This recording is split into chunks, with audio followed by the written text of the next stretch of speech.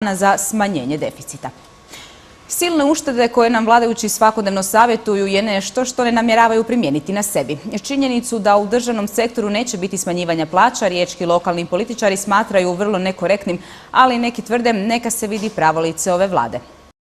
Kad bi si smanjili plaće, otišli bi u privatnike. Službeni odgovor vlade o stavu kojeg sami propagiraju drugima: štedi, kriza je. U vladinom sektoru treba isto doći do restrikcija, odnosno treba doći do određenih korekcija i smanjenja plaća, jer ukoliko se ukupna masa za osobne dohotke u vladinom sektoru ne smanji, mislim da će vrlo ozbiljno doći u pitanje obećanja koje je vlada dala građanima Hrvatske. Jer unatoč svim obećanjima o pokretanju proizvodnog ciklusa, odnosno investicijskog ciklusa, mi vidimo da sada kad je prošlo 6 mjeseci od toga svega apsolutno nema ništa, osim što smo dobili veći PDV, skuplju struju, skuplji plin.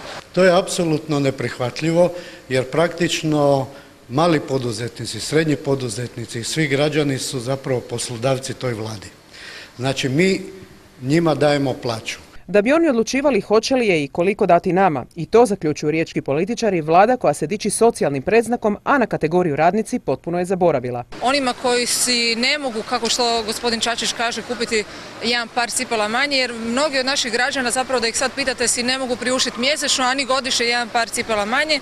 I naravno on govori o telefoniranju, vjerojatno misli na svoje, budući da moji poznanici nemaju apsurdne račune koje on spominje. Ipak neki građani u potpunosti razumiju vladine poteze. Pokrali su nas, još prvi HDZ-ci su nas pokrali, prvi, ono što su 10 godina držali. A SDP sad, jesu oni bolji? Jesu, za mene jesu, ali nemaju ljudi što davati.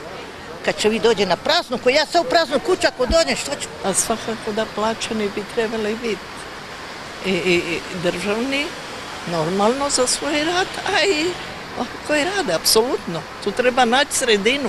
Nacionalna se politika primjenjuje i na lokalnoj razini. Gdje grad Rijeka ima jedan minus od 116 milijuna kuna, a 250 milijuna kuna ide na plaće zaposlenih u gradu. Mi u gradu Rijeci smo već prije dobili skuplju vodu i plin. Kriza traži solidarnost u svim segmentima društva, pa tako i u političkom vrhu. Kriza bi se morala ravnomjerno rasporediti, ali naravno na one koji imaju manje, oni bi trebali manje osjetiti sve mjere koje treba provoditi, a oni koji imaju više, ti bi trebali snositi veći trošak saniranja krize. A svaki posao je mjerljiv, pa tako i politički. Kao što je mjerljiv bilo koji posao, kao vaš, kao moj, ili nekoga na stroju negdje koji radi u tvornici, mjerljiv je i posao političara, a specijalno onih koji se bave gospodarstvom. Ali što je mjerljivo i koliko, opet će odlučiti oni koje smo mi zaposlili.